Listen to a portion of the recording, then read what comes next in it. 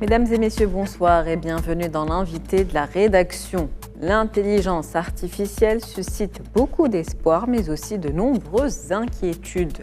L'ambassadeur représentante permanente des États-Unis auprès de l'ONU, Linda Thomas-Greenfield, et son homologue marocain, l'ambassadeur Omar Hillel, ont présenté la première résolution onusienne sur l'intelligence artificielle qui sera votée le 21 mars, donc demain, par l'Assemblée générale des Nations unies. Une résolution qui appelle les États membres à promouvoir des systèmes d'intelligence artificielle sûrs, sécurisés et fiables pour relever les plus grands défis mondiaux, notamment ceux liés à l'élimination de la pauvreté, à la santé mondiale, à la sécurité alimentaire, au climat, à l'énergie et à l'éducation.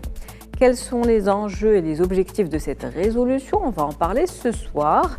Nous allons également discuter de l'IA Act, un texte adopté il y a quelques jours par le Parlement européen. Il s'agit du texte qui régule l'intelligence artificielle, premier texte donc pour réguler cette IA. Nous allons en parler avec Monsieur Zohir Lahdissi. Vous êtes consultant en intelligence artificielle et fondateur de l'entreprise IA Crafters. Bonsoir.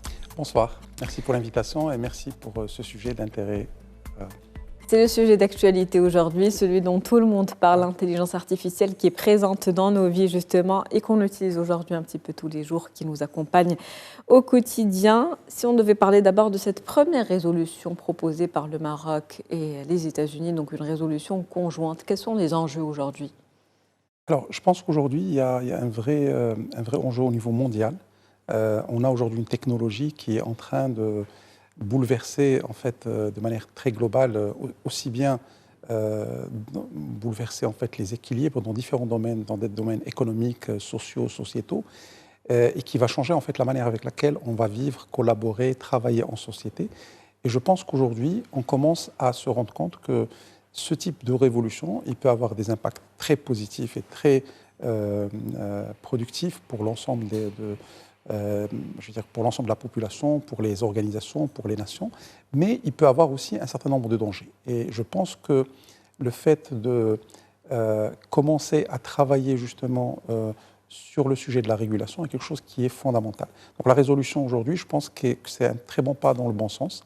Je pense que ça reste, dans un premier temps, on va dire, une sorte de déclaration d'intention, pour dire que l'ensemble des États membres des Nations Unies vont travailler main dans la main pour essayer de garantir le développement d'une intelligence artificielle sécurisée, sûre, fiable, qui va servir, on va dire, l'ensemble des nations de manière équitable, qui va garantir l'inclusion des populations de manière très globale, en indiquant effectivement un certain nombre de secteurs comme l'éducation, la santé, le climat, l'énergie, etc. Maintenant, ce qui est important aussi de dire, c'est que je pense qu'on a tous intérêt à un moment à évoluer vers éventuellement des agences de régulation à l'échelle mondiale. On en a par exemple des exemples dans le domaine de l'énergie nucléaire, donc l'Agence internationale d'énergie atomique, qui aujourd'hui permet de réguler un secteur qu'on considère très porteur parce qu'on peut fabriquer avec de l'énergie pour l'usage des humains, mais qui peut aussi être très dangereux parce qu'on peut fabriquer aussi des bombes qui peuvent être catastrophiques et destructrices. Et aujourd'hui, il y a un vide par rapport à cette institution dont vous parlez qui serait mondiale de régulation? Je pense que c'est un sujet qu'on évoque depuis déjà plusieurs mois. Il y a eu un sommet au Royaume-Uni il y a quelques mois aussi relatif à l'AI Safety, où on a commencé pour la première fois à esquisser ou à parler d'un sujet éventuellement de régulation mondiale. Le problème de ce secteur, c'est que c'est un secteur qui donne énormément envie et qui peut apporter énormément à beaucoup de nations aujourd'hui, des nations qui sont en voie de développement, mais aussi des nations très développées, que soit il y a une régulation mondiale, soit ça ne sert à rien. Et cette résolution, c'est un premier pas vers cette régulation mondiale, justement? Je pense que c'est un premier pas. Ça reste, comme j'ai dit, dans un premier temps, une sorte d'accord de principe sur des grandes lignes directrices d'une future réglementation à l'échelle mondiale et potentiellement d'une future agence ou entité qui dépendrait des Nations Unies, qui serait en charge justement de faire en sorte que l'IA qui se développe partout dans le monde sera au service de l'humain et non pas sera nuisible à l'être humain. Et justement, quelle est aujourd'hui la vision du Maroc par rapport à l'intelligence artificielle? Je pense que le Maroc aujourd'hui doit avoir aussi, au même titre qu'un certain nombre d'autres pays, une stratégie nationale. Je pense qu'on ne manque pas de compétences. On a des compétences de calibre international, des chercheurs aujourd'hui qui pilotent le sujet dans un certain nombre d'universités au Maroc, mais aussi pas mal de chercheurs à l'international de calibre mondial qui aujourd'hui gèrent ce sujet dans des laboratoires de recherche mondiaux, dans des grandes entreprises. Donc, je pense que le Maroc a fait là aussi un premier pas il y a quelques années. On a besoin d'avoir aujourd'hui une stratégie nationale autour de l'intelligence artificielle qui permettrait de porter tous les efforts de l'ensemble des acteurs, qu'ils soient publics ou privés, qu'ils soient dans le domaine de la recherche ou dans le domaine de la production, et qui permettra d'aligner l'ensemble de ces stratégies pour garantir en fait un développement de ce secteur au Maroc. Je pense que le Maroc doit et peut se positionner comme étant l'acteur de référence en Afrique dans ce domaine. Un Maroc donc leader au niveau de l'intelligence artificielle et notamment pour revenir sur cette résolution, comment peut-elle contribuer à garantir justement une utilisation éthique et responsable dont on parlait en début d'émission de l'intelligence artificielle? Je pense que le but de la résolution, c'est principalement de construire des premiers niveaux, on va dire, de cadre de référence d'un point de vue, on va dire, réglementaire ou légal, qui permettrait de définir quels sont les dangers dans un premier temps. Il faut savoir que les dangers de l'IA, il y a deux types de dangers. Il y a des dangers intrinsèques à la technologie elle-même, parce que la technologie peut avoir des biais sur la base des données sur lesquelles ils ont été entraînés. La technologie peut ne pas être explicable dans certains cas, et donc elle peut prendre des décisions sans pouvoir donner des explications, ce qui peut être très dangereux dans des domaines comme le domaine médical ou le domaine légal. Et la technologie elle-même peut avoir aussi un problème par rapport à la protection des données personnelles. Donc ça, c'est des dangers intrinsèques. Il y a des dangers qui sont plus liés à l'usage dans l'humain, enfin, que l'humain fait de ces technologies. Et donc, en fait, dans la régulation, il y a deux aspects. Il y a des aspects qui concernent les éditeurs, donc les gens qui développent des solutions autour de l'IA et qui doivent respecter ou développer une IA responsable et sûre. Et il y a des recommandations par rapport à comment on peut limiter des usages nocifs de l'IA par des individus soit mal intentionnés ou mal informés. Justement, puisqu'on est en train de parler de régulation, il y a ce texte dont je parlais en préambule tout à l'heure, ce texte donc adopté au niveau du Parlement européen. C'est le premier accord justement pour essayer de mettre en place un cadre législatif qui entoure justement ces interdits dont on parle. Que peut-on dire d'abord de ce texte? Pourquoi est-il aussi important? Et qu'est-ce qu'il dit? Alors, le AI Act est une des premières tentatives justement de réguler le secteur de l'IA. Le texte, il s'intéresse à un certain nombre de problématiques justement liées à l'usage de l'IA. Alors parmi les choses qui sont fondamentaux dans ce texte, c'est par exemple l'usage de l'IA d'un point de vue biométrique.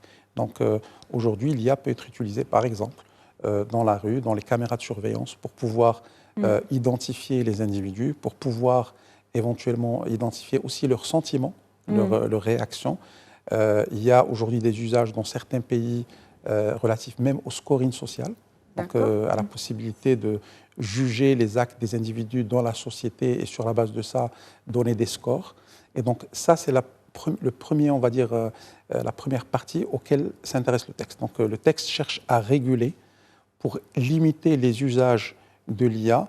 Les usages dangereux de l'IA. Voilà. On parle de 4 catégories, n'est-ce pas? Oui, exact. Donc ça, c'est une des catégories. Donc c'est une catégorie qui, aujourd'hui, dont l'objectif, c'est de protéger justement la donnée personnelle, et notamment la donnée biométrique, et éviter qu'il y ait des abus qui sont contraires éventuellement à l'usage démocratique de l'IA. Après, on a on va dire des articles qui sont plus liés aux problématiques relatives justement aux biais des algorithmes. Donc il y a des problématiques fondamentales aujourd'hui, c'est que les algorithmes sont aujourd'hui sont liés, leur qualité est liée à la donnée sur laquelle ils ont été entraînés. Pour vous donner un exemple, on a eu il y a quelques années, par exemple, un scandale où on a utilisé de l'IA pour recruter des gens au sein de Amazon et on s'est rendu compte, parce que la donnée sur laquelle l'algorithme a été entraîné était biaisée, que l'algorithme favorisait le recrutement de personnes masculin de race blanche parce que les données historiques faisaient en sorte que c'était les personnes qui étaient recrutées initialement. Donc ces biais peuvent causer beaucoup de problèmes. Et puis il y a au Danemark cette initiative qui avait été faite pour les aides qui devaient être octroyées à la population et il y a eu un biais également par rapport à ça et il y a toute une partie de la population qui était donc mise de côté et qui n'a pas bénéficié de ces aides alors qu'elle en avait besoin et qu'elle était éligible. Et donc là c'est un souci qui concerne les données et donc ça veut dire qu'il faut mettre suffisamment de données à la disposition de l'intelligence artificielle ou en tout cas des données qui sont correctes. Et alors, justement, c'est un peu compliqué parce qu'une machine n'a pas cette capacité comment dire, la capacité humaine de nuancer. On va dire certaines choses, donc certaines informations. Alors aujourd'hui, il y a des techniques qui permettent justement de compenser ce type de biais. Donc bien sûr, il y a la donnée comme élément fondamental, comme pétrole de cette machine qu'est l'IA. Donc c'est important que la donnée soit de bonne qualité, soit la plus, on va dire, générique possible, qu'elle couvre tous les cas, etc., et qu'elle soit la plus équilibrée possible. Après, il y a aussi des mécanismes qui permettent d'introduire une sorte de niveau de raisonnement ou de bon sens après les algorithmes. Et donc aujourd'hui, il y a tout un travail de recherche, un certain nombre de travaux de recherche autour de ce type d'IA responsable qui, au-delà de la donnée sur laquelle elle est entraînée, est capable éventuellement de nuancer, d'ajouter des éléments de bon sens pour éviter que cette IA d'une certaine manière dérape. Alors, ce qui est important dans la régulation, c'est surtout d'exiger aux acteurs qui travaillent sur ce sujet de tester de manière suffisante par rapport à justement des questions d'inclusion, de tester les algorithmes pour s'assurer qu'ils ne vont pas créer des biais qui peuvent générer de l'exclusion de catégories sociales, de catégories socio-professionnelles ou de favoriser d'autres catégories à leurs dépens. Et justement, quand on parle toujours de ces 4 catégories de systèmes d'intelligence artificielle à haut risque, lesquels sont aujourd'hui interdits par cette législation? Alors, encore une fois, donc, pour terminer la raison, donc, il y avait la partie effectivement biométrique, donc toute intelligence artificielle qui va faire usage de données biométriques pour pouvoir scorer, suivre de manière, entre parenthèses, intrusive le comportement humain. Et donc, ça inclut aussi les systèmes qui permettent éventuellement de faire de l'analyse de sentiments dans différents lieux. Donc, on n'a pas le droit, en Europe par exemple, d'avoir des systèmes qui vont utiliser des caméras de surveillance pour pouvoir savoir est-ce que les gens sont plutôt satisfaits ou pas, etc., en fonction des lieux. D'autant plus qu'ils peuvent se tromper. D'autant plus, effectivement, qu'il y a aussi un risque d'erreur qui existe de toute façon dans tous les algorithmes parce que c'est des systèmes statistiques. Le deuxième niveau, c'est l'élément relatif justement à tout ce qui est système de biais, donc toute la partie inclusivité, tous les éléments qui sont relatifs à l'inclusion et au biais algorithmique. Donc, et l'idée aujourd'hui, c'est de dire qu'il y a une sorte de système quasi d'homologation ou de labellisation qui permettrait de confirmer qu'un système est un système sûr, fiable, et qu'il est fiable et qu'il ne génère pas éventuellement de l'exclusion ou de l'exclusion de certaines catégories de clients ou de populations. Il y a des indicateurs qui peuvent mesurer ça aujourd'hui? Il y a aujourd'hui de plus en plus, on commence à avoir aujourd'hui des systèmes basés aussi donc, sur l'IA, sur l'intelligence artificielle, qui permettent justement de mesurer ou de vérifier le niveau on va dire, de justesse ou d'équilibre d'un algorithme. Alors, les mêmes systèmes d'ailleurs, et ça nous renvoie au troisième point, les mêmes systèmes aujourd'hui existent aussi par rapport aux aspects qui sont relatifs aux droits et de propriété, notamment de propriété intellectuelle. C'est-à-dire qu'aujourd'hui, parmi les risques aussi de l'IA, c'est que on a vu des procès de certains journaux, par exemple internationaux, d'organes de presse, contre des leaders de l'IA, parce qu'on a commencé à constater qu'il y a du contenu, qu'il y a des articles avec une propriété intellectuelle qui ont été utilisés pour entraîner ces algorithmes. Donc ça aussi, c'est un danger. Donc bien sûr, tout en parlant de danger, je pense qu'il y a fondamentalement aujourd'hui un besoin de redéfinir la notion de propriété intellectuelle parce qu'en fait, on se rend compte que le texte, l'écriture, etc., c'est des choses aujourd'hui qui peuvent être de manière automatique générées sur la base de données d'entraînement et on n'a plus aujourd'hui la main pour savoir quelle est la limite de ce qui est produit dans lesquels il y a de la valeur ajoutée intellectuelle d'un détenteur on va dire, de droit, par rapport à un système où il n'y a pas cette valeur ajoutée, parce qu'encore une fois, on a une IA aujourd'hui qu'on appelle générative, c'est-à-dire qui est capable de générer du texte, de la musique, des œuvres artistiques, de la vidéo, etc. Donc, en s'inspirant du style des auteurs, justement. Quand on parle de livres, par exemple, elle peut s'inspirer d'un style, d'un auteur en particulier, c'est-à-dire un style qui prend plusieurs années d'expérience, de travail, de connaissances qui sont accumulées par une personne pour pouvoir avoir ce style et l'adopter. Et ensuite, cette intelligence artificielle dont vous parlez aujourd'hui peut créer des œuvres similaires du même style. Et donc, elle emprunte un petit peu ce caractère intellectuel et ce travail qui a été fait par l'homme, elle l'emprunte, elle peut produire quelque chose qui soit similaire et devenir très compétitive par rapport à cette production. Et donc, comment protéger justement ces auteurs, ces artistes Il est difficile de faire aujourd'hui. C'est vrai. En tout cas, ça nous lance un défi à tous, du même niveau, voire d'un niveau plus important que celui qu'on a eu à l'émergence d'Internet, parce qu'à l'émergence d'Internet, il y avait aussi la problématique aujourd'hui du bien quand il est digitalisé, qui devient facilement copiable, facilement distribuable, et ça pose toute la problématique des droits. Maintenant, ça n'a pas empêché de faire émerger de nouvelles plateformes qui, aujourd'hui, permettent d'une certaine manière, d'une autre façon de rémunérer les ayants droit, sans forcément passer par les systèmes classiques. Donc, je pense qu'on est à l'aube d'une redéfinition de comment on définit la propriété intellectuelle, comment on définit l'innovation de manière générale, parce que de plus en plus aujourd'hui, l'innovation, elle va se déplacer de la création de l'œuvre, d'un point de vue technique, vers les idées, les concepts et la manière avec laquelle on va prompter l'IA, ou on va interroger l'IA pour pouvoir générer ces œuvres. Demain, dans la musique, le plus important serait comment on va trouver la bonne idée pour générer une musique qui serait unique et qui ne serait pas éventuellement on va dire, reproductible facilement par d'autres. Donc, je pense que c'est tout l'enjeu aujourd'hui. On est dans un schéma de changement de paradigme dans la société. Ça fait que ça cause beaucoup de flou, mais en même temps, c'est un temps passionnant aussi parce qu'on se dit qu'il y aura de nouvelles solutions qui vont émerger, il y aura de nouvelles façons de protéger l'innovation qui vont aussi émerger. Mais justement, puisque vous parlez de protéger l'innovation, cette législation aujourd'hui en Europe fait débat. Certains craignent justement qu'elle limite certaines entreprises dans leur innovation et que ces petites pépites européennes se dirigent plutôt vers les marchés américains où la législation est beaucoup plus flexible. Est-ce qu'il y a danger par rapport à ça? Le fait de légiférer peut-il freiner l'évolution de certaines entreprises? Je pense que par rapport à l'Europe, on va dire que c'est un trend depuis quelques années où, comme j'ai dit, de manière générale, on a aujourd'hui un schéma où l'Europe est toujours, en tout cas dans beaucoup de cas, en retard. Et la première réaction, c'est justement d'essayer de réguler.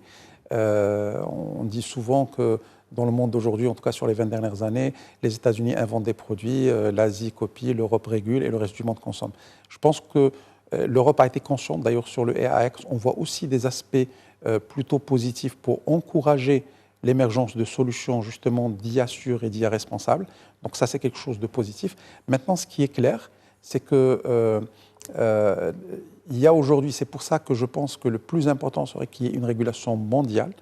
Le fait que l'Europe, en tant que grande partie du monde et que grande économie fasse ce pas dans le bon sens, devrait inciter d'autres pays et d'autres zones à emboîter le pas ou au moins à essayer de trouver un compromis pour avoir une sorte de régulation mondiale. Donc si on reste dans ce schéma, c'est vrai que ça va décourager ou ça va créer plus de contraintes pour les acteurs de l'IA qui sont installés sur le territoire européen par rapport à des acteurs qui vont être installés en Chine, aux États-Unis ou dans d'autres régions. Donc je pense qu'il faut faire très attention et je pense que même au Maroc, il ne faut pas qu'on suive forcément ce paradigme. Il faut qu'on arrive à pousser de cette façon, de la façon avec laquelle le Maroc aujourd'hui est en train de faire avec les États-Unis, d'être plutôt dans une logique où on essaierait de pousser une régulation mondiale qui serait en même temps une régulation qui permettrait de bloquer justement les usages nocifs, mais qui favoriserait l'émergence de solutions d'inclusion, etc., et qui pourraient partir de pays comme le Maroc ou comme l'Afrique. Je tiens juste à noter aussi un truc qui est parfois très dangereux. Parmi les gens qui poussent la régulation, il y a parfois des acteurs mondiaux qui ne veulent pas, notamment, que des algorithmes soient dans le monde de l'open source, c'est-à-dire qu'ils soient disponibles gratuitement ou avec leur code à travers le monde, parce que ça limiterait leur avantage compétitif. Donc il faut faire très attention des fois dans la régulation, d'avoir une régulation qui est au service du citoyen et de l'humain, plutôt qu'une régulation qui va plus protéger des intérêts de grandes entreprises, de grandes multinationales, dans beaucoup de cas américaines, qui vont chercher à augmenter leur avantage compétitif et à éviter que d'autres acteurs émergent qui peuvent leur faire concurrence. Donc ça aussi, c'est un élément à prendre en compte. Une régulation donc au service de l'homme. On arrive déjà au terme de cet entretien.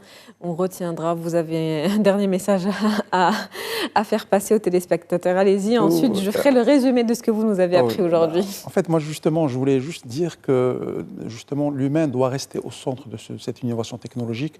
Dans ce monde justement qui est dominé par l'intelligence artificielle, je pense qu'on a besoin tous d'être extrêmement plus intelligents, beaucoup moins artificiel et surtout profondément plus humain, si on veut réussir les challenges du futur. Être plus humain et être accompagné d'intelligence artificielle pour les bienfaits de l'homme et de l'humanité. Comme vous l'avez dit, donc, pour résumer un petit peu cet entretien, il faut redéfinir le concept et on va dire le terme d'intelligence artificielle et favoriser une régulation mondiale qui concerne tout le monde et une technologie, on l'a compris pour vous, qui est au service de l'homme et non pas donc une menace, mais plutôt en fonction de l'utilisation que l'homme va en faire et espérons qu'elle sera utilisée à bon escient. C'est sur ces derniers mots que se termine cet entretien avec vous, Monsieur Zouheir El Khdissi. Je rappelle que vous êtes consultant en intelligence artificielle et fondateur de l'entreprise IA Crafters. Merci d'avoir été avec nous. Merci pour l'invitation. C'est la fin donc de l'invité de la rédaction pour ce soir. On se retrouve demain avec un nouvel invité. Très bonne soirée. Merci de votre fidélité.